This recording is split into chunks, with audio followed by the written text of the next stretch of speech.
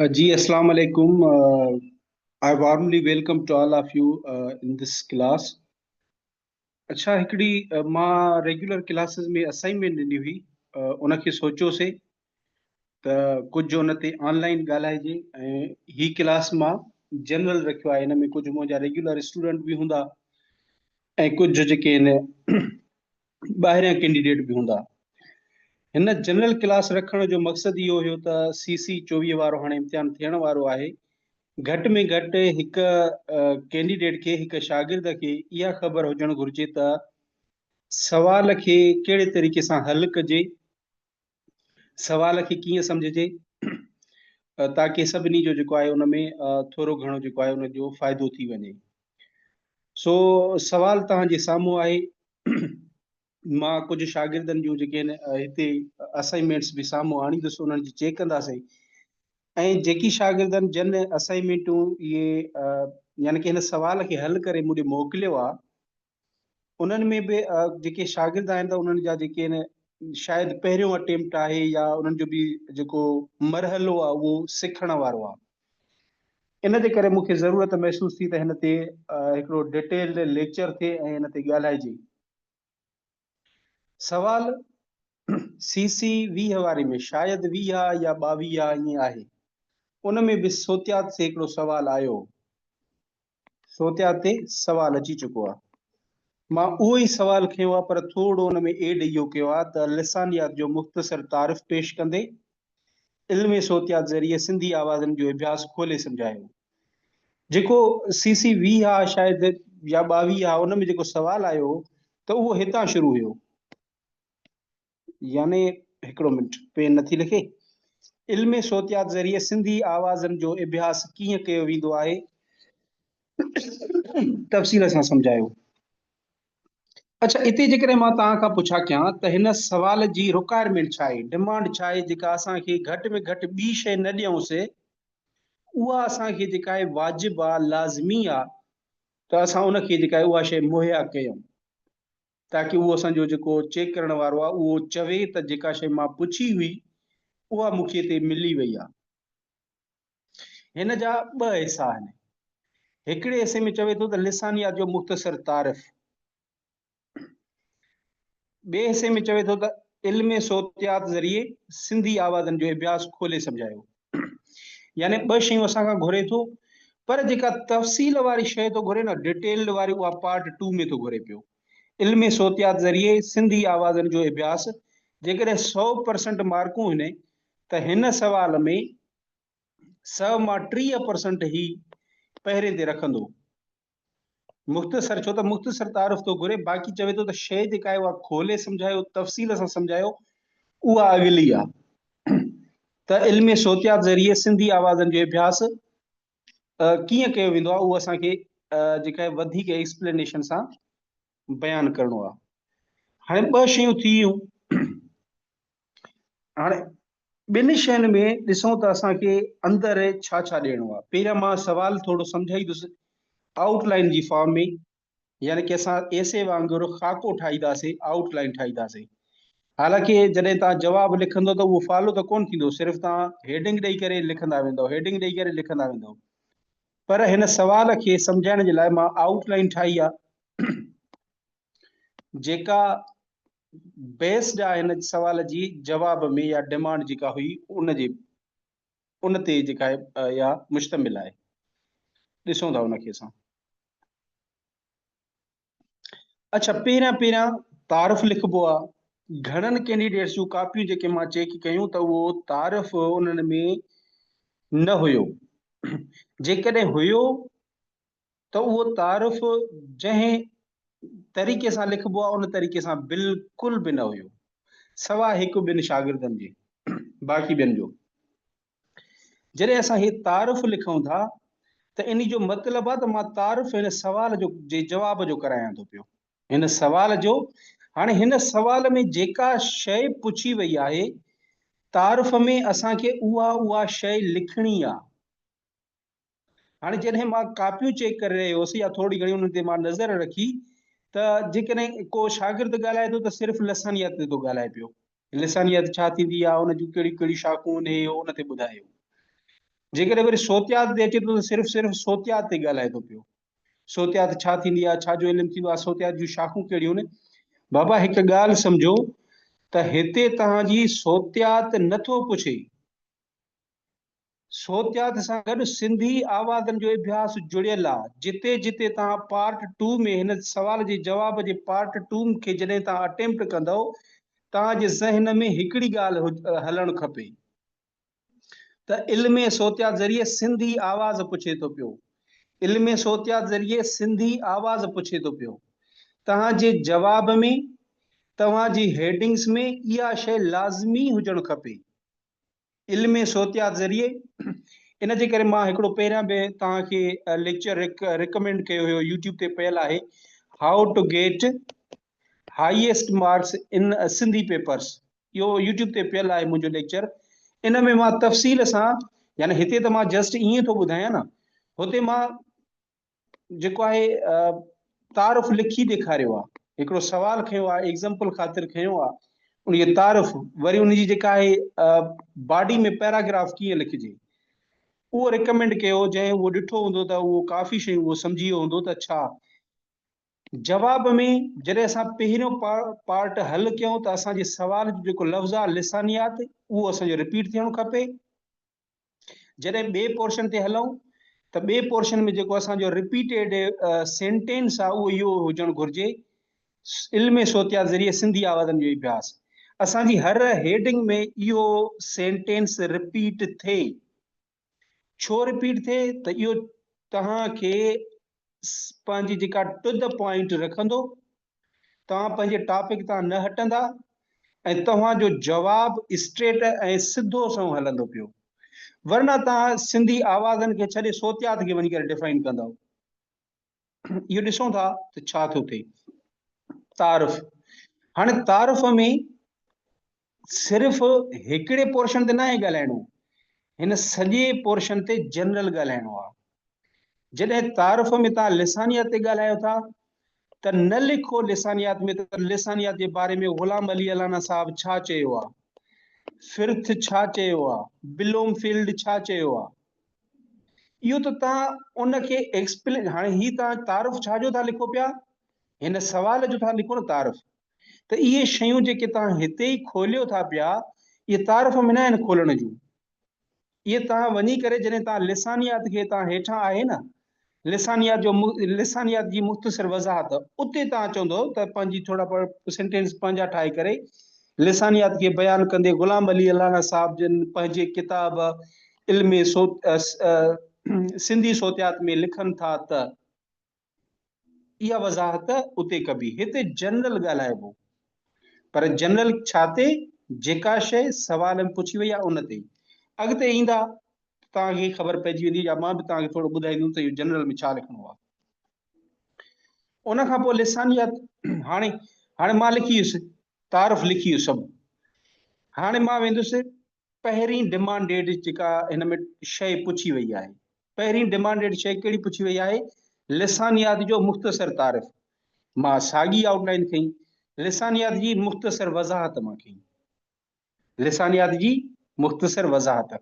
हाणे इन वज़ाहत में मां ठाहे करे हेठां लिखंदो हलंदुसि, कुझु कुझु लिखी करे वरी पोइ अलाना साहब लिसानियात जे बारे में छा चयो, फिर्थ छा चयो, बिलोम फील्ड छा चयो, तव्हां इन में पोइ हेठि बयानु कंदो। छो त बाबा वज़ाहत कंहिंजी ॾियो था पिया, लिसानियात जी कयो ॾियो था न वज़ाहत, त पोइ इन वज़ाहत में तव्हां उन्हनि खे जेके अदीब आहिनि, माहिर लिसानियात आहिनि, उन्हनि जा कोटेशन्स या उन्हनि जूं वसफ़ा आणे सघो था।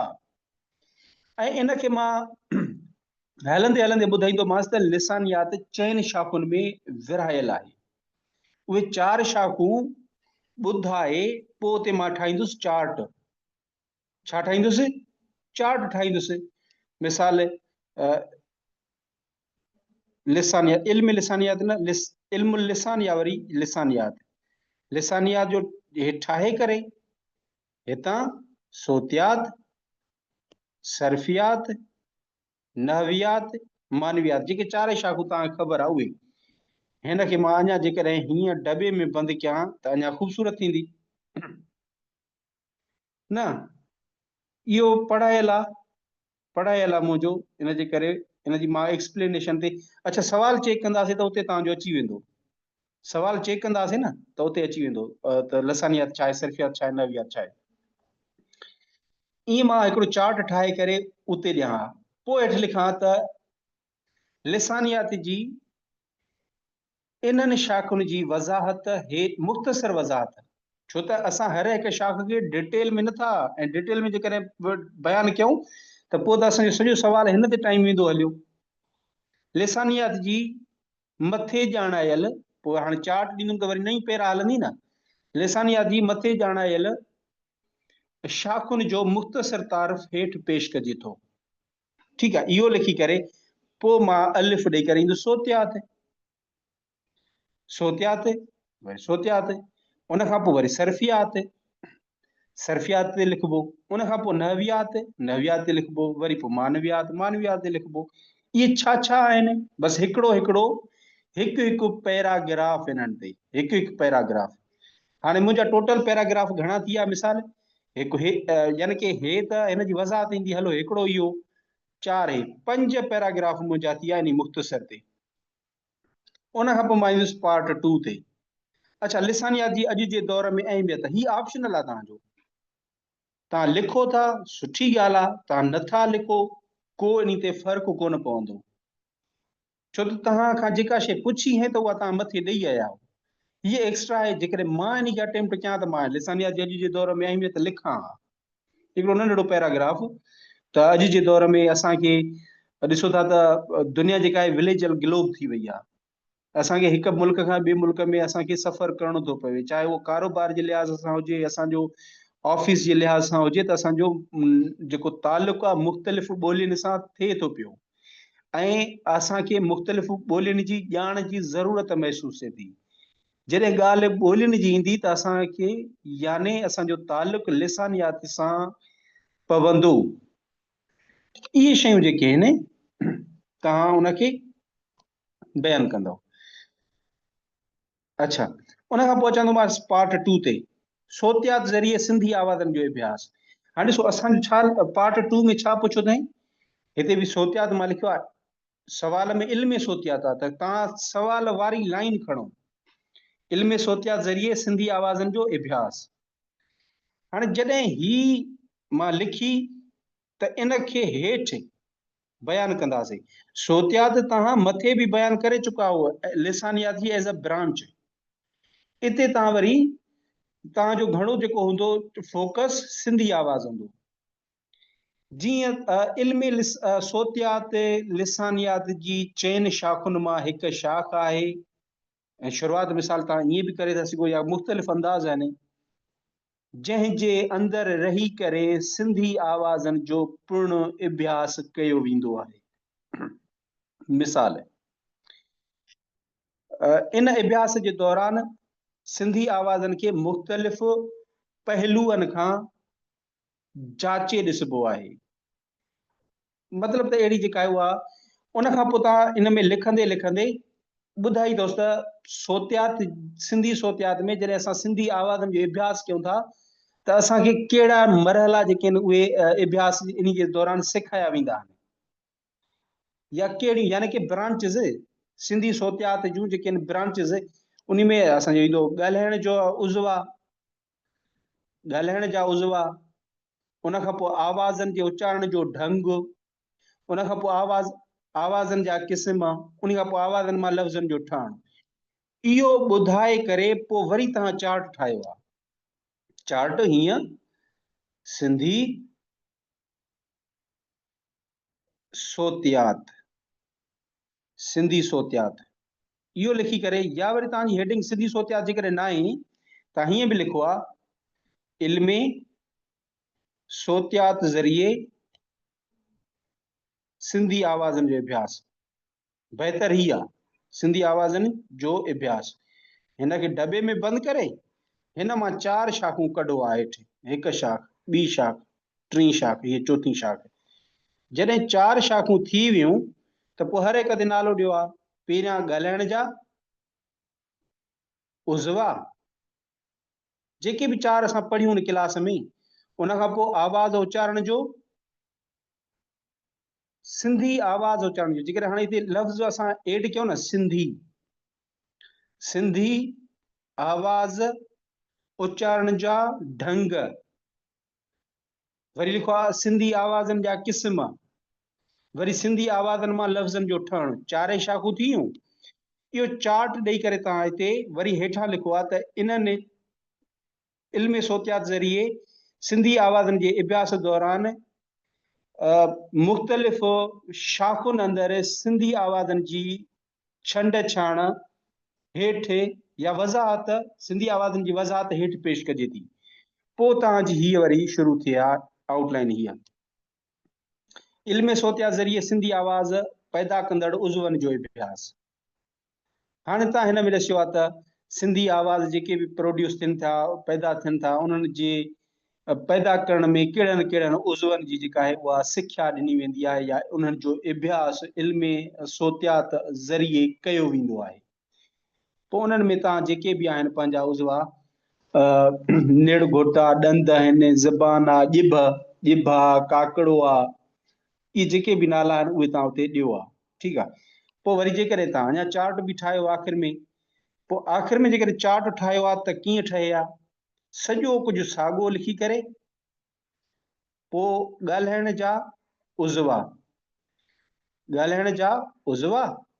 इहो ॾेई करे इन जे हेठां छड़ो लिखी वञो आहे बाक़ी हेॾां जेको आहे आवाज़ उच्चारण जा ढंग उहो बि सिर्फ़ु एतिरो लिखियलु हुजे आवाज़ उच्चारण जा ढंग आवाज़नि जा क़िस्म उहो लिखियलु हुजे ऐं सिर्फ़ु हिन जे हेठां निड़ी काकड़ो ॾंद ॼिभ इहे जेके बि आहिनि उज़वा उन्हनि जो सिर्फ़ु हेठां नाला लिखो आहे ठीकु आहे हे थी वियो असांजी उन खां पोइ 4.2 में इल्म सोतियात ज़रिए सिंधी आवाज़नि जे उच्चारण जा ढंग सिंधी आवाज़नि जे उच्चारण जे ढंगनि जो अभ्यास इल्म सोतियात ज़रिए सिंधी आवाज़नि जे उच्चारण जे ढंगनि जो अभ्यास हाणे इन में तव्हां ॿुधायो आहे त मुख़्तलिफ़ उज़वा गॾिजी करे सिंधी आवाज़नि खे जनम ॾियनि था जेकी उज़वा उन्हनि आवाज़नि खे जनम ॾियण जे लाइ इस्तेमालु थियनि था उन्हनि जी बुनियाद ते सिंधी आवाज़नि जे उच्चारण जे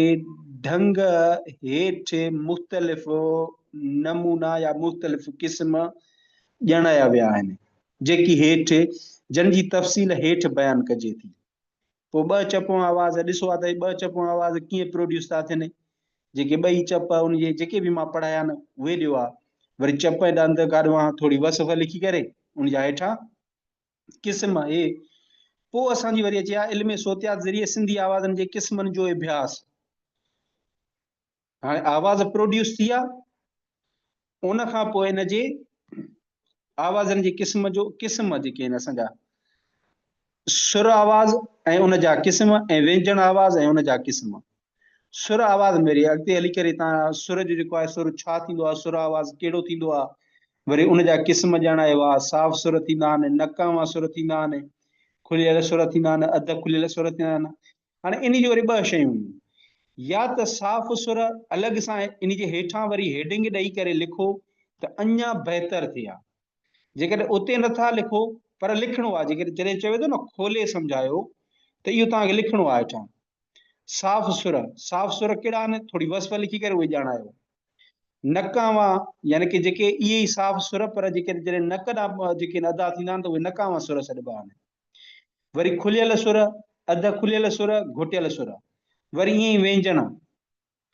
व्यंजन आवाज़ ऐं उन जा क़िस्म धूकणा आवाज़ चूसणा आवाज़ विसरग आवाज़ नकामा आवाज़ पोइ हिकिड़ी शइ हीअ हुई जेका तव्हां ॾियो हा त एक्स्ट्रा हुई न ॾियो त भई को फ़र्क़ु कोन पवे हा सुर ऐं व्यंजन आवाज़नि में फ़र्क़ु थोरो फ़र्क़ु जेको पढ़ायो आहे उहो लिखिजे हा त बहितर हो जेकॾहिं हीअ एक्स्ट्रा आहे न लिखो तॾहिं फ़र्क़ु कोन पए हा चौथी पॉइंट इल्म सोतियात ज़रिए सिंधी आवाज़नि मां लफ़्ज़नि ठहण जो अभ्यास इन मां सूत ऐं लफ़्ज़ नंढे में नंढो जेको लफ़्ज़ जो एको आहे उहो सूत आहे उनखे माना बि हुजे ठीकु आहे नंढे में नंढो एको सूत आहे इहे सूत गॾिजी करे लफ़्ज़ ठाहींदा आहिनि सोतियो गॾिजी करे जेके आहिनि इहे सूत गॾिजी करे लफ़्ज़ ठाहींदा आहिनि पोइ असांजी हिते अचे हा तत या वरी पुॼाणी बि लिखी था सघो न तव्हां, 2-3 शयूं आहिनि। जेकॾहिं तत नथा लिखो, पुॼाणी लिखो तॾहिं बि एक्सेप्टेड आहे। तत लिखो कि किथे जॾहिं तव्हां पेपर इम्तिहान में वियो ऐं अटेम्प्ट कयो, किथे तत लिखिजो, किथे पुॼाणी लिखिजो, यानी कि कंक्लूजन आहे। इहा मुख़्तसर वज़ाहत मां पेश कई।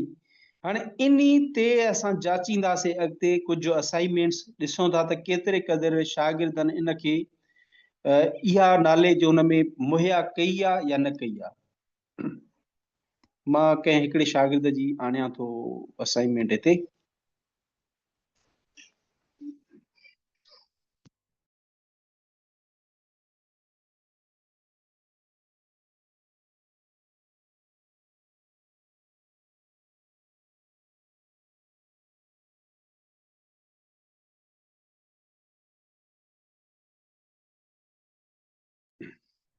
अच्छा, ही असाइनमेंट तव्हां ॾिसो, हाणे हिकिड़े शागिर्द जी आहे। सवाल नंबर पहिरियों मथां लिखियईं, हाणे जवाब में लिसानियात जो मुख़्तसर तारफ़।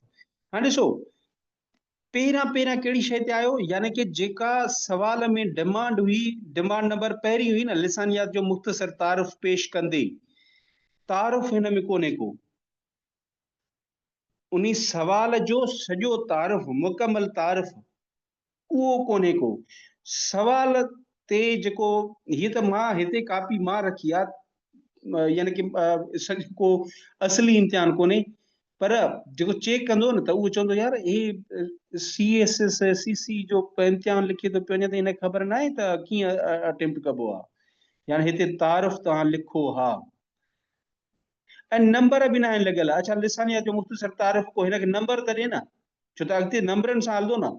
हिकु लिखेसि या अलिफ लिखेसि या कुझु बि, तव्हांखे हिते नंबर बि ॾियणो आहे, पर हिन खां पहिरियां तव्हांजो तारफ़ न आहे लिखियल,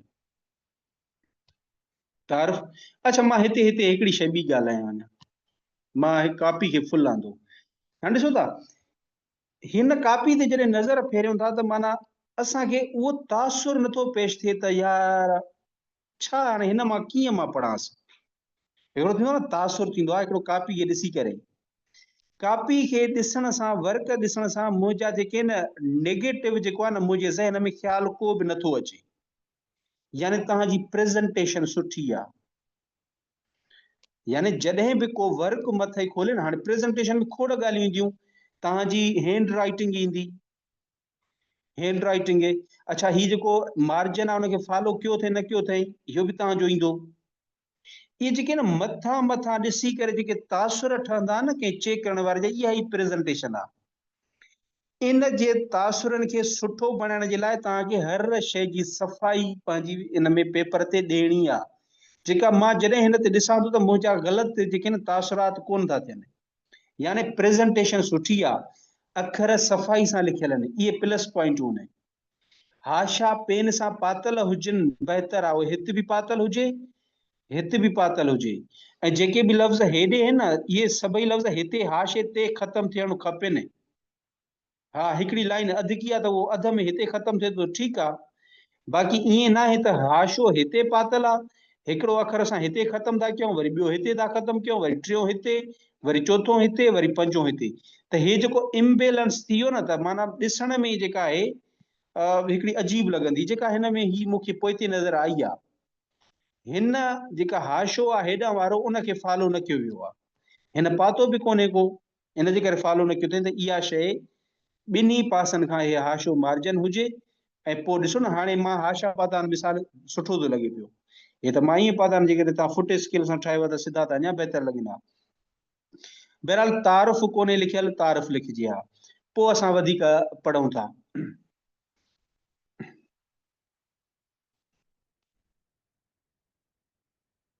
अच्छा, हिकु ॿी ॻाल्हि, जेकॾहिं न सवाल नंढड़ो आहे त हिते सवाल उहो लिखी वठो, जेकॾहिं टाइम आहे त। टाइम आहे त उहो लिखी वठो सवाल, जेकॾहिं न आहे त पोइ तव्हां सवाल जो नंबर बि ॾेई था सघो, हिकिड़ी नंढड़ी शइ। तारफ़ न आहे ॾिनल, हाणे असां पढ़ूं था लिसानियात जो मुख़्तसर तारफ़। कंहिं बि हिकु ॿोली या मुख़्तलिफ़ ॿोलियुनि जी सूती, सर्फ़ी ऐं नहवी सिरिश्ते खे ऐं निज़ाम खे इल्म लिसानियात चइबो आहे।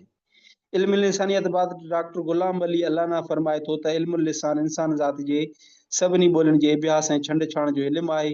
ही उहो इल्मु आहे जो ॿोलियुनि जे आवाज़नि ऐं आवाज़ी सिटराउनि, आवाज़ी मेलनि, मेड़नि ऐं सोतियनि, सर्फियनि ऐं फुकरनि ऐं जुमिलनि जी बनावल ठीकु आहे। हाणे हिन में हिकिड़ी शइ आई त जॾहिं तव्हां शुरू था कयो न, तव्हां उथंदे ई यानी तव्हां लिसानियत आहे छा, तव्हां थोरो पंहिंजा सेंटेंस त ठाहियो न। लिसानियत जो ताल्लुक इंसान जी ॻाल्हाइण सां आहे। जीअं इंसान हिन दुनिया ते ज़हूर पज़ीर थियो या पैदा थियो त उन जो कंहिं न कंहिं तरीक़े सां लिसानियत सां वास्तो पियो, यानी कि थोरो पंहिंजा लफ़्ज़ ठाहे करे पोइ अचो उनखे पोइ ॿुधायो त लिसानियत आहे छा। जेकॾहिं असां हीअ बि तव्हां ईअं सम्झो वस्फ़ लिखी आहे, हीअ बि छा आहे, वस्फ़ लिखी आहे। हेठि त वरी तव्हां खयो ई गुलाम अली अल्लाना साहब जा लफ़्ज़ आहिनि। हिन मां इहो सम्झंदुमि त तव्हांखे पाण सेंटेंस ठाहिण जी सलाहियत कोन्हे। पाण खे हे बि उहा ई डेफिनेशन आहे जेका मां नोट्स में प्रोवाइड कई, हे बि उहा ई आहे। लिसानियत जे मुख़्तसर तारफ़ में थोड़ा तव्हां पंहिंजा सेंटेंस ठाहे करे पोइ तव्हां लिखो आहे त लिसानियत खे मुख़्तलिफ़ तरीक़नि सां बयान करे सघिजे थो, जहिड़ो कंहिं बि, या वरी तव्हां पोइ इहे जेके डेफिनेशन्स गुलाम अली अल्लाना या कंहिं ॿियनि जी जेके आहिनि उहे ॾियो आहे। मतिलबु तव्हां पंहिंजा लफ़्ज़ या कुझु वज़ाहत पंहिंजे लफ़्ज़नि में लिखो आहे, इहा लिखणु लाज़मी आहे। ठीकु आहे, अॻिते था हलूं। उन खां पोइ इल्म लिसानियत जी अहमियत आहे। हाणे हिनखे हेडिंग नंबर न ॾिनल आहे, तीर ॾिनल आहे, जेको इहो ग़लति आहे, हेडिंग नंबर हुजे।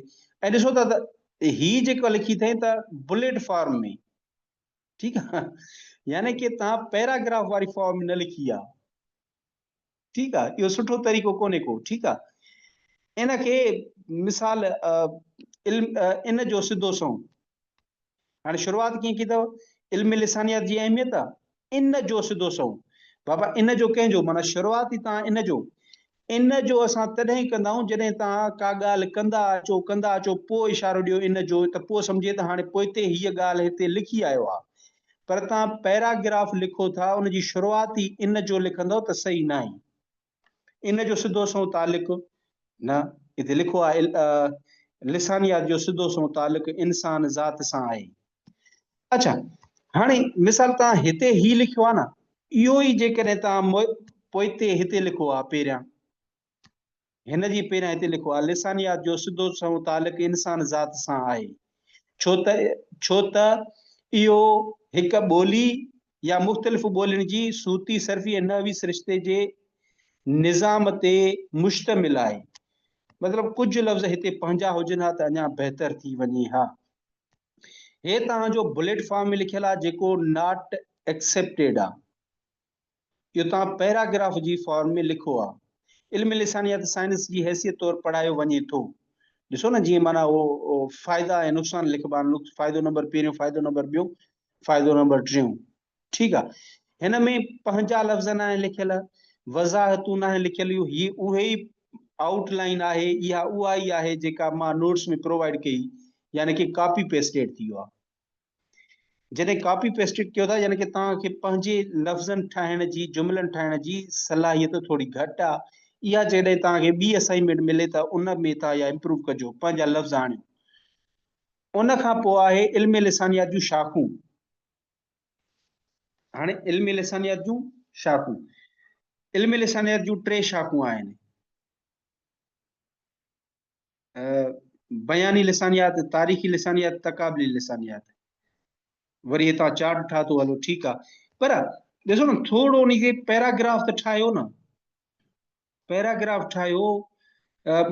लिसानी माहिरनि इल्म लिसानियत खे मुख़्तलिफ़ शाख़ुनि में विरायो आहे।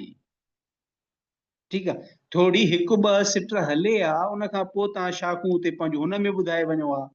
हिन फॉर्म में पोइ न लिखो, छो त तव्हां पैराग्राफ फॉर्म में लिखो था त उन में तव्हां उहे लिखो।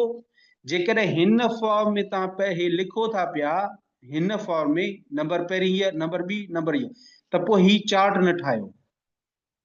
ता चार्ट तॾहिं ठाहींदो जॾहिं तव्हां अंदरि ॻाल्हि कंदे पैराग्राफ में ये ॼाणाए वञो त लिसानी माहिरनि इल्म लिसानियात के मुख़्तलिफ़ शाख़ुनि में विरायो आहे, जहिड़ो का बयानी लिसानियात, तारीख़ी लिसानियात, तक़ाबली लिसानियात। बयानी लिसानियात में कंहिं बि ॿोली जे अमली तरीक़े जो अभ्यास कयो वेंदो आहे। तारीख़ी लिसानियात में कंहिं बि ॿिनि ॿोलियुनि जो कंहिं बि ॿोलीअ जो ॿिनि दौरनि जे अंदरि मुतालियो कयो वेंदो आहे। तक़ाबली लिसानियात अंदरि कंहिं बि ॿिनि ॿोलियुनि जो पाण में तक़ाबली भेट वारो अभ्यास कयो वेंदो आहे। ठीकु आहे, इहो लिखी करे पोइ वरी लिखो आहे त बयानी लिसानियात खे वधीक मुख़्तलिफ़ शाख़ुनि में, पर हाणे ॾिसो इहे जेके बि मां चयूं इहे तव्हांखे लिखणियूं हुयूं ॻाल्हियूं पैराग्राफ जी फॉर्म में, पैराग्राफ जी फॉर्म में, जेके हिते मूंखे नज़र न आयूं। बयानी लिसानियात के जॾहिं न पैराग्राफ वारी फॉर्म में लिखो आहे त पोइ असांखे सॼी ख़बर पई आहे त हीउ सॼो कमु हले थो पियो इल्म लिसानियात जूं शाख़ूं।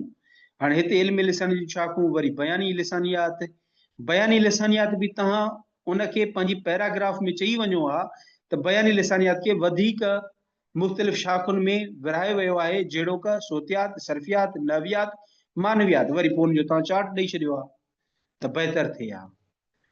मथियूं 4 शाख़ूं बयानी, हाणे वरी ॾिसो हिते ॾसे थो मथियूं 4 शाख़ूं बयानी लिसानियात जूं आहिनि, जेकी ही आहिनि इल्मे सोतियात, यानी हाणे रिपीटेशन न थिए, मथे तव्हां ॾिसी आयो त वरी उहे साॻा ई नाला वरी हेठि बि लिखो था पिया। अॻिते था हलूं, सोतियात ज़रिए सिंधी आवाज़नि जो अभ्यास, हिते नंबर हुजे हा। हाणे तव्हां अचो था पिया नंबर 2 रिक्वायरमेंट जेका आहे, नंबर 2 रिक्वायरमेंट ते। ठीकु आहे, हाणे 2 रिक्वायरमेंट में सोतियात जो तारफ़। सोतियात अरबी ॿोली जो लफ़्ज़ आहे जंहिंजी माना आहे आवाज़।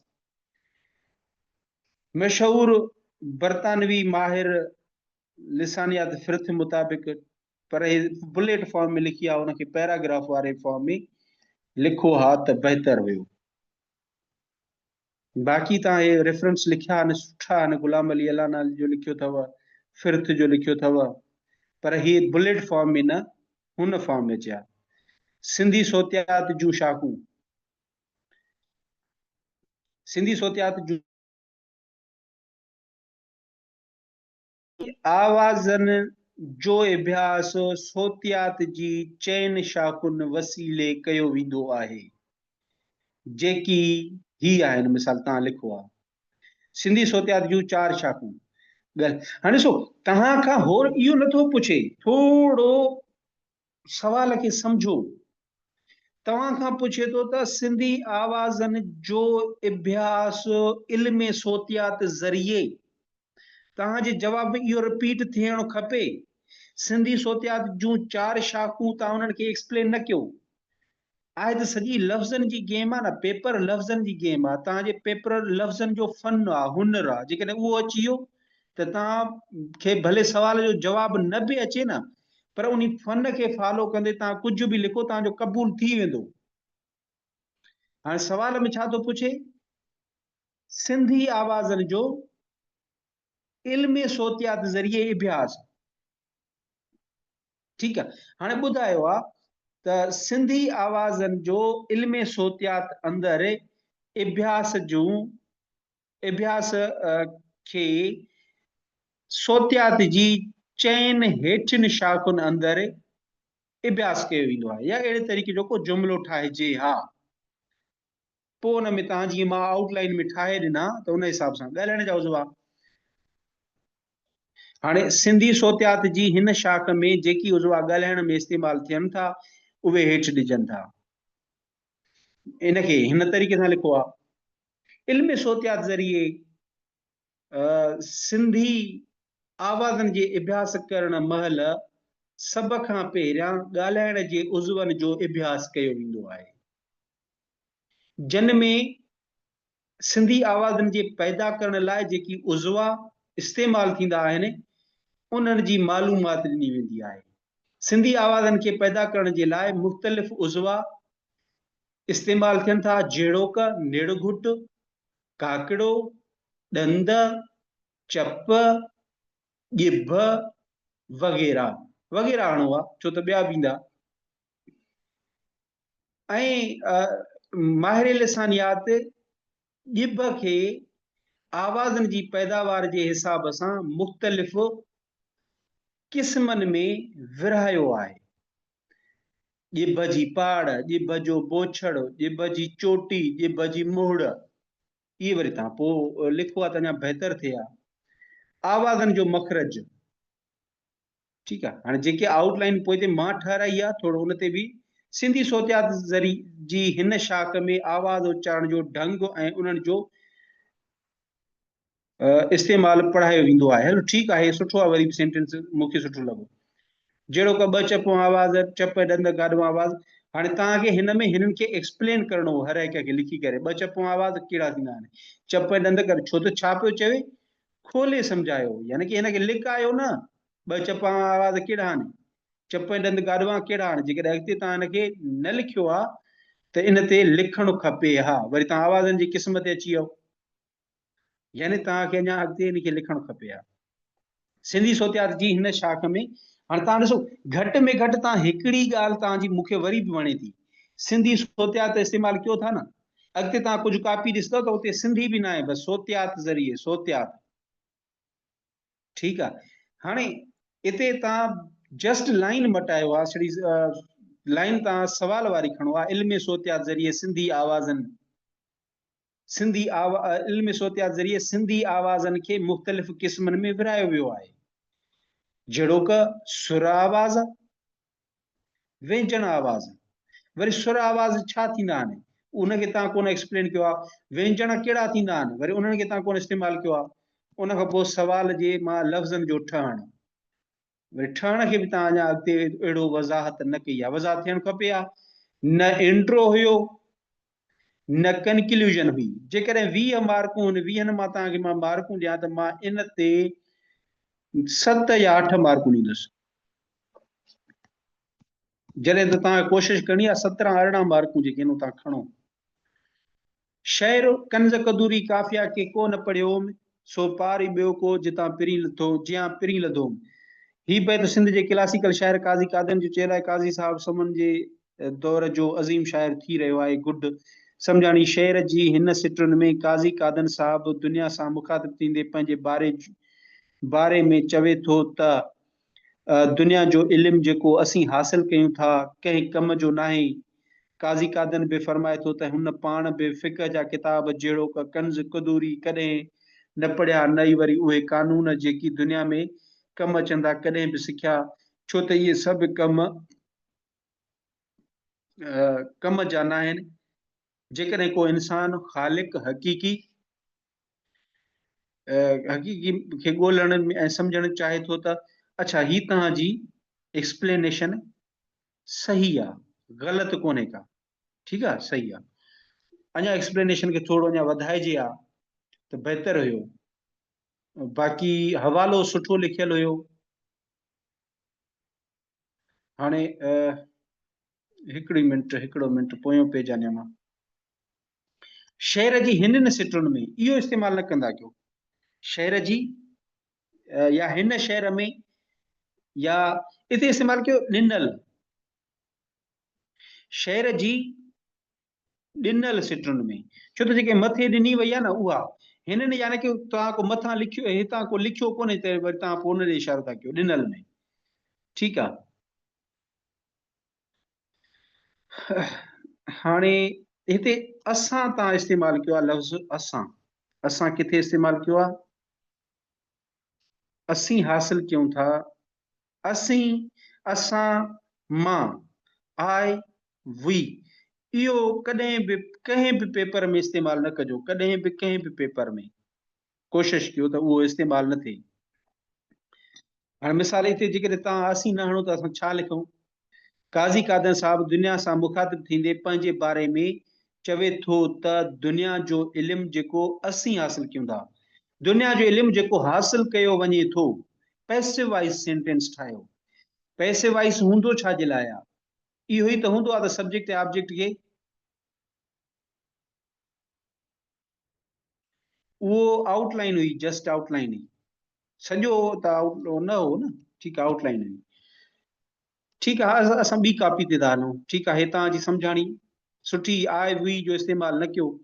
लफ़्ज़ ऐं ज़िद, इनकार जो इक़रार सही आहे, क़दीम जो जदीद सही आहे, आगाटी जो हाणोकी बि सही आहे, आगाटी जो पाछाटी बि सही आहे। पाछाटी,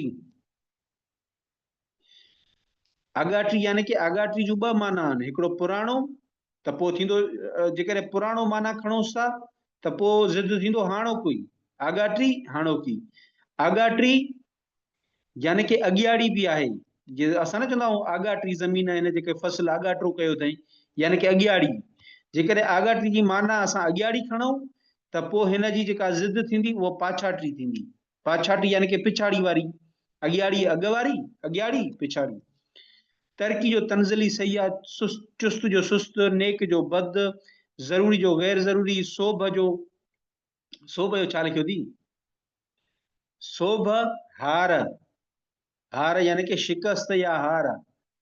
प्योर सिंधी में अञा बि हार थींदो सोभ जी, शिकस्त बि सही आहे, हार बि सही आहे। सोभ हार, खुशहाली बदहाली, ज़ालिम मज़लूम, बाक़ी सही है। असां कंहिं ॿी जी हाणे कॉपी ते अचूं था, थोरो फ़र्क़ु महसूस कयो। हाणे ॿिए जी मां कॉपी अहिड़े जी आनियां जेका मूंखे वणी, यानी कि सुठो लिखियल हुनजो, सुठो। हिकिड़ी उहा बि हुजे ताकि, काॾे वियो?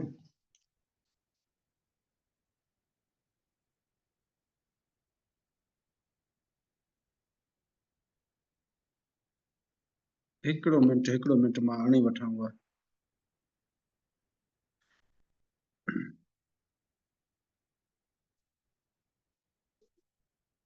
अलाए छो मां अचे नथी पई हिन ते। बोर त न थिया हो?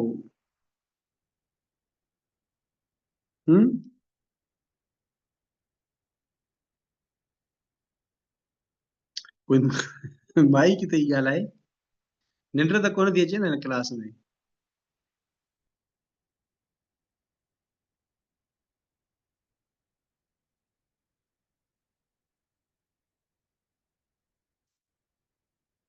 कोई माइक थी कोन थो ॻाल्हाए। जी जी सर। निंड अचे थी न? न साईं, भले हिकु बजे ताईं वठो क्लास, मसइलो न आहे।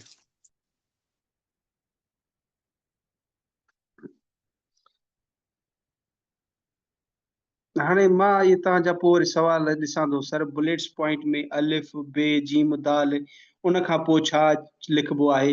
हाणे ॿुधो, इन में तव्हां बि परेशान थींदो, असां बि परेशान थींदासीं। इनखे गूगल ते ॾिसी छॾियो, छो त मूंखे बि एतिरो हू कोन्हे त अलिफ बे जीम। पर जॾहिं बि मां इस्तेमालु कयो, मां लिखियो त मां अलिफ बे जीम दाल ॾे न वेंदोसि। अलिफ खे बे बिदक, बे बुक, बे भित, ते तारो, थे थेलो, टे टोपी, टे ठूठ, इहा हलाईंदोसि। ऐं इन्ही जे ज़रिए मां वटि 52 आउटलाइन जी गुंजाइश हूंदी। ठीकु आहे न, 52 आउटलाइन लाइन यानी कि मां हुई।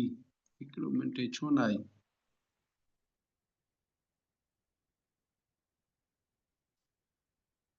हाणे ही असाइनमेंट मूंखे ॾाढी सुठी लॻी। अच्छा, हाणे ॾिसो, शुरू था कयूं असां हिनखे। हिकिड़ो मिंट मूंखे ॾियो।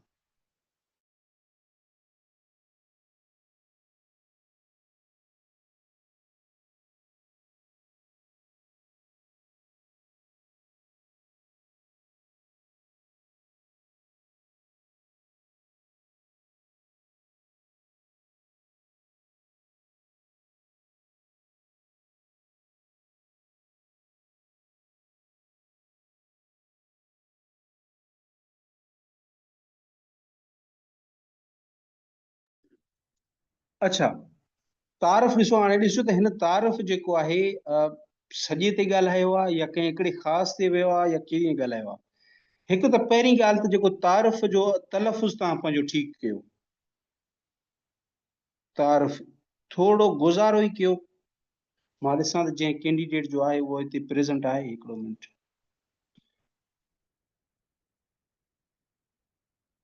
ठीक है, प्रेजेंट है।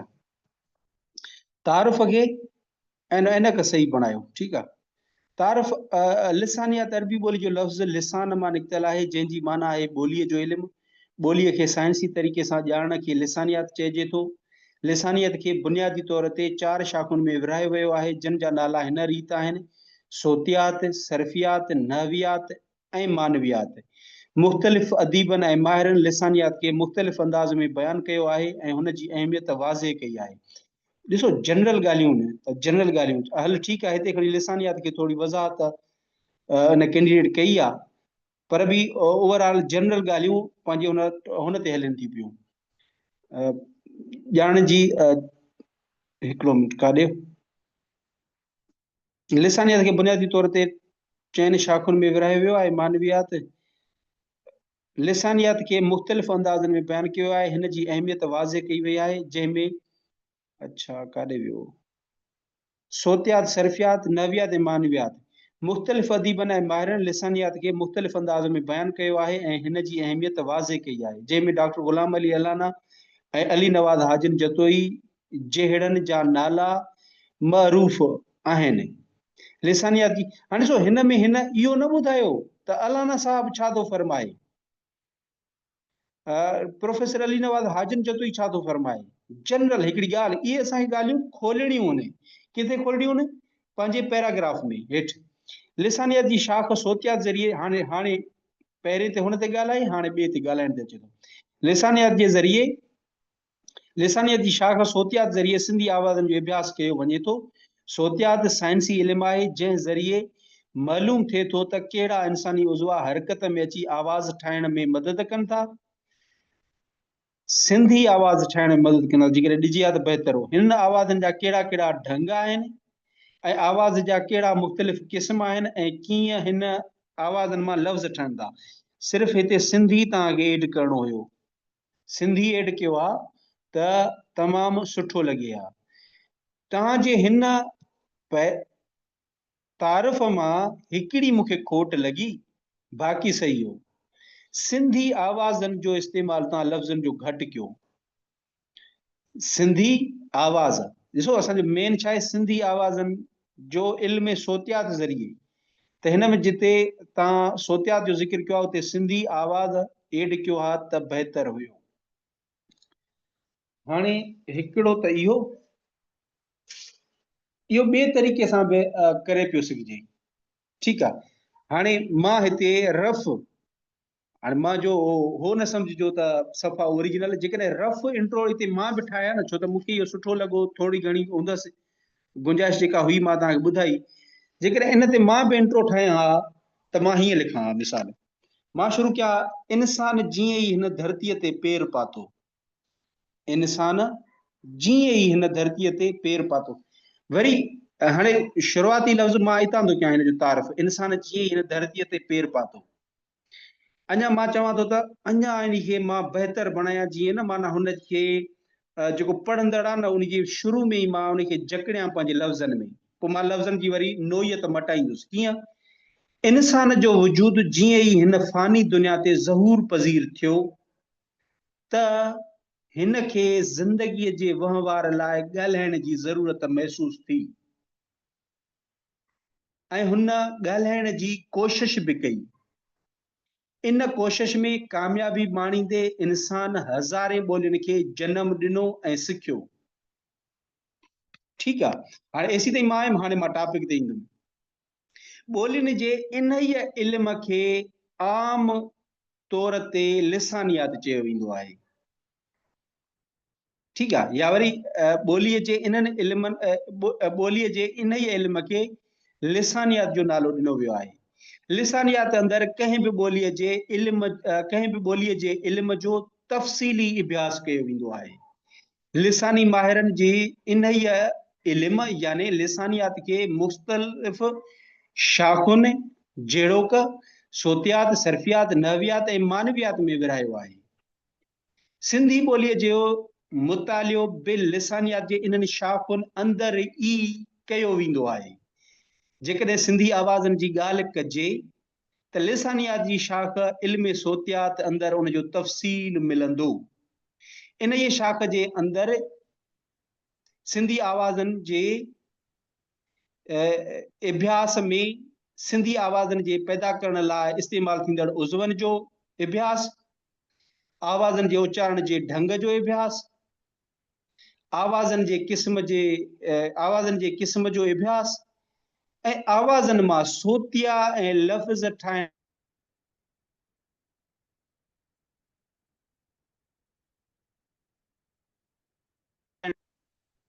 हाणे ॾिठो त मां इन मां कंहिं बि ॻाल्हि खे खोलियो कोन, एक्सप्लेन न कयो, पर जेका शइ सवाल में हुई उहा ई मां हिते प्रोवाइड कई। लिसानियात जी वस्फ़ हाणे हिन कैंडिडेट हीउ आयो आहे, पहिरियां लिसानियत खे थोरो बयानु करे थो।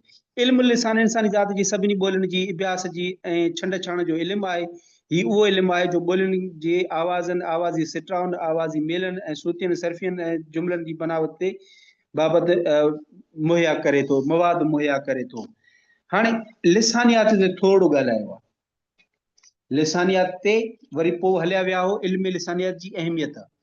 लिसानियात ते सफ़ा थोरो ॻाल्हायो आहे, इन ते ॻाल्हाइणु घुर्जे हा, ठीकु आहे। लिसानियात जी यानी कि ग़ुलाम अली अलाना छा चयो, तव्हां मथे इंट्रो में लिखी आया हो ग़ुलाम अली अलाना, त हिते तव्हां हुनजी डेफिनेशन ॾियो आहे लिसानियत जे बारे में, उन छा चयो आहे, फ़िर्क़ छा चयो आहे, ब्लूमफील्ड छा चयो आहे, थोरो मुख़्तसर वज़ाहत कजे हा त बहितर हुयो। इल्म लिसानियात जी अहमियत मौजूदा दौर में लिसानियात जी वॾी अहमियत आहे। अॼु जे दौर में इल्म लिसानियत खे साइंस जी तालीमी इदारनि में पढ़ायो वञे थो, ठीकु आहे, इहो सही आहे। उन खां पोइ लिसानियात जूं शाखूं, लिसानियात खे चइनि शाखुनि में, 4 शाखुनि में, लिसानियत खे 4 शाखुनि में, चइनि शाखुनि में, चइनि 4 न थींदो, इहो चइनि शाखुनि में विरायो वियो आहे, जेकी हेठि ॾिजनि थियूं। सोतियात, सोतियात अरबी ॿोली जो लफ़्ज़ आहे। हाणे हिन में तव्हां भले सिंधी इस्तेमालु न कयो, छो त हुते पुछो लिसानियात ताईं, तव्हां लिसानियात खे अॻिते खणी हलंदव। सोतियात अरबी ॿोली जो लफ़्ज़ आहे जंहिंजी माना आहे आवाज़। सोतियात हिकु साइंसी इल्मु आहे जंहिंमें ॿोलियुनि जे आवाज़नि जो मुतालियो कयो वञे थो। सोतियात ज़रिए सिंधी आवाज़नि जो अभ्यास कजे थो त कहिड़ा, हाणे ॾिसो, हाणे अचे न, सोतियात जे ज़रिए सिंधी आवाज़नि जो अभ्यास कजे थो त कहिड़ा इंसानी उज़वा मिली करे आवाज़ ठाहिण में मदद कंदा, हिन आवाज़नि खे पेश करण जा कहिड़ा ढंग आहिनि, कहिड़ा क़िस्म आहिनि। यानी सोतियात जी मुख़्तसर तारीफ़ में इहो बयानु करे वियो, ठीकु आहे, बहितरीन। उन खां पोइ सर्फियात, सर्फियात लिखो अहिड़े तरीक़े सां त रेल त नज़र अचे न, इनखे थोरो तव्हां हो कजो, नोट कयो इनखे। सर्फियात, सर्फियात खे इल्मु सर्फ बि चयो वञे थो। हिन जो मतिलबु आहे लफ़्ज़नि जो इल्मु। सर्फियात ज़रिए लफ़्ज़नि जी जोड़ जक ऐं गिरदाननि जी ख़बर पवे थी। हाणे सर्फियात जी वज़ाहत सफ़ा थोरी आहे। हे तव्हांजो को 3 लाइनुनि वारो पैराग्राफ कोन छॾिबो, हा ही पैराग्राफ छॾिबो 3 वारो, तव्हांखे इन ते वधीक लिखणो। सर्फियात में छाजी स्टडी कई थी वञे, लफ़्ज़नि जी। लफ़्ज़ क़िस्म थींदा लफ़्ज़नि जा, मुफ़रद लफ़्ज़, मुरकिब लफ़्ज़, मुरतिब लफ़्ज़, दोहरा लफ़्ज़, ॿिटा लफ़्ज़, उहो तव्हां ज़िक्र कयो आहे त सर्फियात में लफ़्ज़नि खे मुख़्तलिफ़ क़िस्मनि में विरायो वियो आहे, जहिड़ो क मुफ़रद लफ़्ज़, मुरकिब लफ़्ज़, खणी हुनजी एक्सप्लेनेशन न कयो आहे, छो त असांखे मुख़्तसर तारीफ़ ॾियणो आहे। मुरकिब लफ़्ज़ ऐं ॿिटा या दोहरा लफ़्ज़, ठीकु आहे। उन खां पोइ वरी लिखो आहे त इहे जेके आहिनि लफ़्ज़ कीअं फिरनि था पिया, लफ़्ज़नि जो इस्मनि में फिरणु, लफ़्ज़नि जो फ़इल में फिरणु, लफ़्ज़नि जो सिफ़त में फिरणु वग़ैरह जहिड़े अभ्यास ते मुश्तमिल हूंदी आहे सर्फियात। इनखे एक्सप्लेनेशन जी ज़रूरत हुई। नवियात, नवियात बि लिसानियात जी चइनि शाखुनि मां हिकु आहे। हे बि अंदाज़ो सुठो लॻो, तव्हां इन ॻाल्हि खे वर्जायो था पिया त इहा चइनि शाखुनि मां हिकु आहे, इहो बि प्लस पॉइंट आहे। हिनखे इल्मु नहव बि चयो वञे थो, जंहिं मां मुराद आहे फ़ुकरनि ऐं जुमिलनि जो, पर हे सफ़ा नंढो पैराग्राफ, इहो 3 लाइनुनि वारो पैराग्राफ कोन छॾिबो, तव्हांखे पैराग्राफ लिखणो आहे।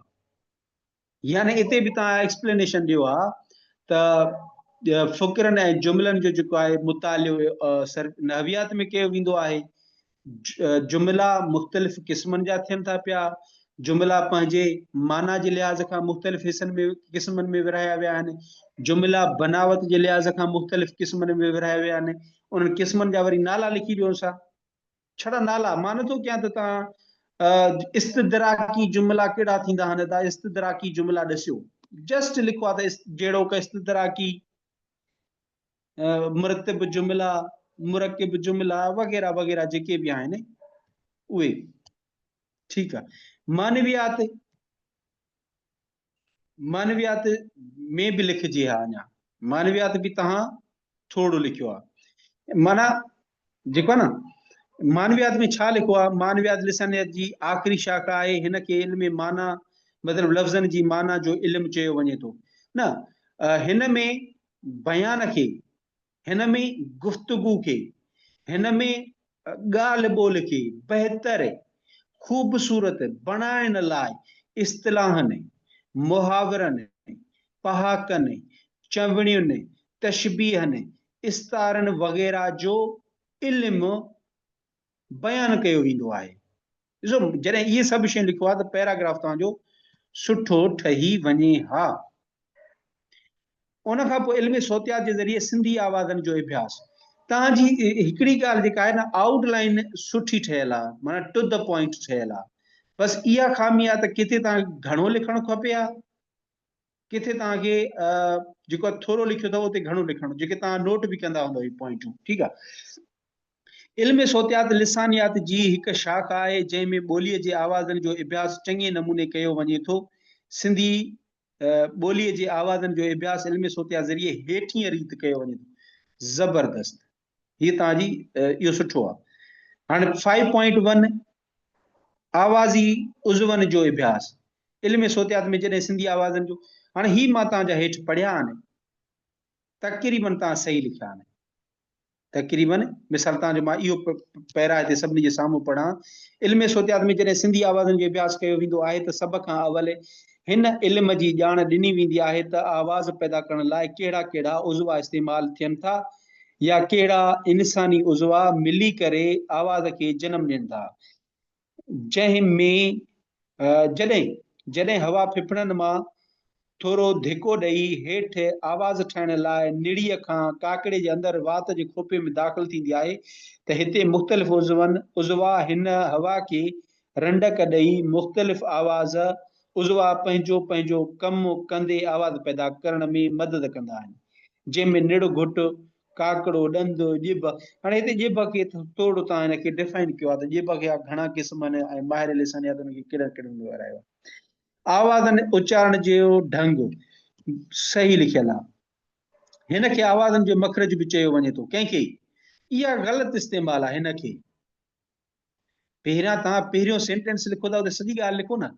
आवाज़ उचारण जो ढंग, आवाज़ उचारण जे ढंग खे मखरज पिणु चयो वेंदो आहे, सॼो लिखियल जुमिलो, जंहिंमें इहो अभ्यास कयो वञे थो त कीअं इहे उज़वा मिली करे आवाज़ खे जनम ॾियनि था। सर्फियात में कुझु आम ढंग ॿुधायल आहिनि, जीअं सिंधी आवाज़नि जा कुझु, हाणे हिते लिखियो आहे सिंधी आवाज़नि जे उचारण जा कुझु ढंग हेठि ॾिजनि था। सिंधी आवाज़नि जे उचारण जा कुझु ढंग हेठि ॾिजनि था। ॿ चपवा आवाज़, हीअ पेन ॿी इस्तेमालु कयो ताकी ख़बर पए त तव्हां मथां ई ॿ चपवा, हीअ पेन साॻी इस्तेमालु कई अथव जेका सही नाहे। उन खां पोइ आवाज़नि जा क़िस्म, आवाज़नि खे ॿिनि क़िस्मनि में विरहायो वियो आहे। सुर आवाज़, व्यंजन आवाज़। ॾिसो सुर आवाज़ इहा डेफिनेशन लिखी, तव्हां सही डेफिनेशन लिखी अथव। उन खां पोइ साफ़ सुर, अहिड़ा सुर जेकी ॻिची ऐं वात मां हवा खे बग़ैर कंहिं रुकावट जे अदा थियनि ऐं ॾह ई सुर साफ़ सुर आहिनि। ठीकु आहे, हिते उहे लिखो आहे वरी 10 इहे साॻा ई। खुलियल सुर उहे सुर जिन खे उचारण वक़्तु हवा जो लंघु काफ़ी खुलियल हूंदो आहे, मतिलबु हू हवा आसानी सां वात जे खोपे मां लंघी सघंदी आहे। मिसाल आ खुलियल सुर आहे, सही आहे। बाक़ी इहे सही लिखियो आहे तव्हां। इहे जेके व्यंजन आहिनि उन्हनि जा जेके क़िस्म लिखिया अथव इहे बि सही लिखिया अथव। आवाज़न मां लफ़्ज़न जो ठाण, हे वरी सफ़ा थोड़ो लिखियो था। आवाज़न मां सिंधी आवाज़न मां लफ़्ज़न जो ठाण, इहा आउटलाइन हुजे हा। इन में सोतियो सुर भी थी सके तो, व्यंजन भी थी सके तो, ठीक है, बट मिसाल ॾियो सा त बहितर। तत्व सुठो लिखियो अथव, मुख़्तसर कंदे, बेहतरीन पॉइंट, बेहतरीन। जॾहिं बि तव्हां कंक्लूजन ते अचो त कंक्लूडिंग वर्ड हुजणु खपे तव्हांखे, एब्रिजिंगली, ख़त्म कंदे अंग्रेजी में, टू सम अप, इहो हाणे सिंधी में मुख़्तसर कंदे ज़बरदस्त लॻो आहे। मुख़्तसर कंदे लिसानियात ॿोलियुनि जो इल्मु आहे, हिन जो मुख़्तलिफ़, हिन जूं मुख़्तलिफ़, हिन जो न पोइ हिन जूं मुख़्तलिफ़ शाख़ूं आहिनि, जिन मां सोतियात हिकु आहे, जंहिंमें सिंधी ॿोली जी आवाज़नि जो अभ्यास कयो वञे थो त आवाज़ तत्व तव्हांजो बेस्ट हुयो। 20 मार्कुनि मां जेकॾहिं मां मार्कूं ॾियणु चाहियां तव्हांखे त मां मार्कूं 20 मां तव्हांखे 14 ॾींदुमि। थोड़ो थोड़ो तव्हां जिते जिते तव्हांखे उहे ख़ामियूं जेके ॾसियूं में उन्हनि खे अगरि फिल कजे त पोइ ही तव्हांजो 17 खां 18 मार्कुनि ते, छो त परफेक्ट लॻंदो। पोइ परफेक्ट में तव्हांखे 18 ताईं मार्कूं आसानी सां मिली सघंदियूं। ॾमरो तॾे पर चओ त पाठ भरे, जुंग जखरे खे ॿई चङियूं चित में, ही शेर ऐनक तव्हां सही नथा कढो, ऐनक खे ठाहियो, हाशा पातल हुजनि ॿिन्ही तरफ़नि खां। बाक़ी जेका बि लिखी आहे तव्हां, कुझु त मवारी आहे जेका मां लिखी ॾिनी, घणो त उहो आहे शायदि, अलाए कॉपी पेस्टेड आहे, लॻे ईअं तो कॉपी पेस्टेड आहे, पर हीअ सम्झाणी थोरी आहे, थोरी। पर तव्हांजा अखर जेके आहिनि न उहे नंढड़ा बि आहिनि, हो बि आहिनि। जेकॾहिं इन खे को मां जहिड़ो हीअ ड्रिगो करे त हे हेतिरो इहो अॻिते बि पेज ॿिए ते बि हलियो वेंदो, सुठी आहे। पर अञा लेंथ वधायो, पढ़ी आहे मां, इहा सही आहे। इनकार जो ज़िद इक़रार, इनकार न करणु, इक़रार हा करणु। क़दीम जदीद, आगाटी पिछाड़ी न, पाछाटी, पाछाटी, या वरी आगाटी हाणोकी।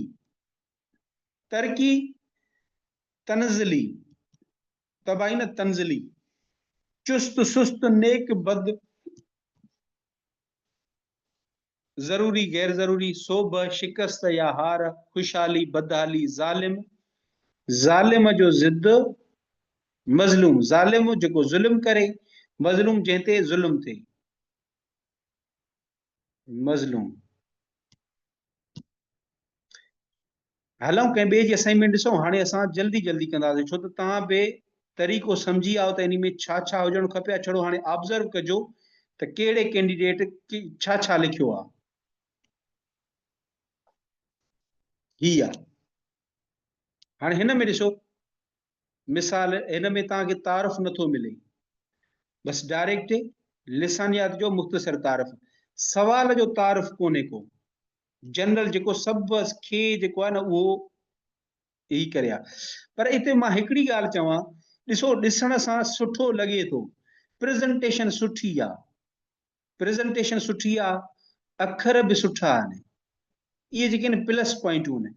हिते हाशा पातल हुजनि ॿई, अञा सुठो लॻे हा, हाशा ॾिजो अॻिते। बाक़ी पंहिंजा लफ़्ज़ कोन्हनि इस्तेमालु थियल।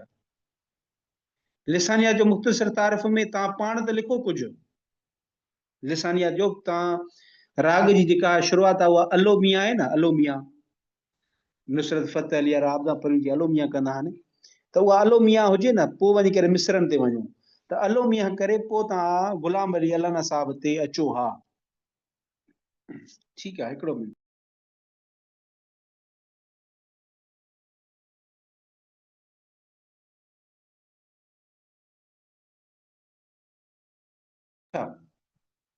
उन खां पोइ जेको आहे तारुफ़ ॾियो आहे, तारुफ़ खां पोइ जेका आउटलाइन मां ॾसी उनखे फॉलो कयो आहे, मवाद इहो ई आहे। बसि तरीक़ो तव्हांजो जेको आहे उहो तरीक़ो थोरो उहो नाहे जेको हुजणु खपे आहे।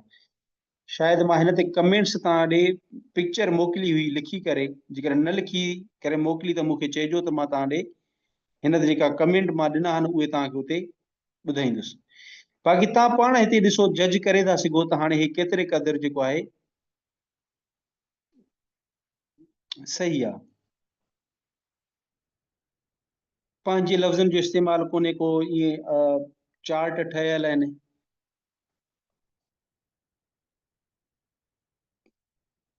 थोड़ा पैराग्राफ लॻनि त पैराग्राफ आहिनि न, हिते डिफरेंस तव्हां जीअं मुंहिंजे नोट्स में लिखियल उहो सॼो साॻियो लिखियो आहे। ख़ैर, कंज़ कदूरी काफ़िया, हिन में हवालो कोन्हे लिखियल, हवालो लिखियल हुजे हा। सम्झाणी बि सफ़ा नंढी आहे। कंज़ कदूरी मथे हिन शहर में काज़ी, काज़ी ग़लति, काज़ी हीअं लिखिजे हा, काज़ी। काज़ी कादन पंहिंजे लाइ फरमाए रहियो आहे त हुन कॾहिं बि कंज़ कदूरी काफ़ी। अच्छा, हिकिड़ी इंटरेस्टिंग ॻाल्हि ॿुधायांव, इहो त हुयो काज़न, काज़न या वरी कादन चओसि, काज़न या कादन चओसि न, नालो इहो होसि। काज़ी छो था चऊं? छो त जज हो, अरगोन हिन खे जज रखियो। ऐं जज पुराणे ज़माने में कंहिंखे कंदा? जंहिं वटि इस्लाम जी ॼाण हुजे, जंहिं वटि फ़िक़ह जी ॼाण हुजे, जंहिं वटि शरीयत जी ॼाण हुजे। ऐं शरीयत जी ॼाण उनखे हूंदी आहे जेके हदीसनि जा किताब ॼाणींदो आहे, जेके फ़िक़ह जा किताब ॼाणींदो आहे। वॾो मौलवी हुयो ही काज़ी कादन, वॾो मौलवी हो, मदरसनि जो पढ़ियल, ऐं के फ़िक़ह जा किताब हर शइ जी पढ़ियल ई आहे, क़ुरान जो हाफ़िज़ हो। वरी चए छा थो, कंद कदूरी काफ़ी आहे, कॾहिं के कोन पढ़ियो। काज़ी साहब कूड़ त न ॻाल्हाए न, यानी हे हुन ॿिए अंदाज़ में चवे थो, त चए थो जेको पिरीअ खे पसण जो जेको रस्तो आहे न, उहो मूंखे ॼण त इन किताबनि में नज़र न आयो। हे रस्तो उहो तसोफ़ वारो नज़रियो थो ॾसे, तसोफ़ वारो तव्हांजे अंदरि आहे, उहो तव्हां उनखे पंहिंजे अंदर में महसूसु कयो। मथे हिन शहर में काज़ी कादन पंहिंजे लाइ फरमाए रहियो आहे त हुन कॾहिं बि कंज़ कदूरी काफ़िया जा किताब, यानी इस्लामी के कॾहिं बि न पढ़िया, ऐं न ई वरी काफ़िया ग्रामर जा किताब पढ़िया। छो जो हिन जी नज़र में दुनिया जो इल्मु कुझु बि न आहे। इहो हिन जो फ़िकिर आहे जेको हुनखे हिन बैत में समायो आहे। हिन जे फ़िक्र मुताबिक़ उहो इल्मु ऐं कानून दुनिया सिखे पई सभु अजायो आहे। जेकॾहिं पिरीं अलाह खे लहणो आहे त उहो पार, उहो किताब वारो न आहे, उहो रस्तो ई ॿियो आहे, अमल जो रस्तो आहे, जंहिंसां पिरीं खे ॻोल्हे सघिजे। अमल जो रस्तो चयोसि ठीकु आहे, उहो तसोफ़ वारो रस्तो आहे, उहो चयोसि त उहो रस्तो ठीकु आहे, पर हाणे हिनखे अञा वधीक लिखियल हुजे हा त बहितर हुयो। बाक़ी लफ़्ज़ ज़िद तव्हां पाण ॾिसो, इनकार इक़रार ठीकु आहे। कंहिं हिक ॿिए जी ॾिसी करे असाइनमेंट उन खां पोइ या ख़तमु कजे। हिते घणो थियो टाइम? 11 थियो आहे, बसि काफ़ी आहे। जंहिंजी असाइनमेंट रहिजी वई आहे त मां हुनखे वॉइस मैसेज ते जेको आहे उते कमेंट्स ॾींदुसि।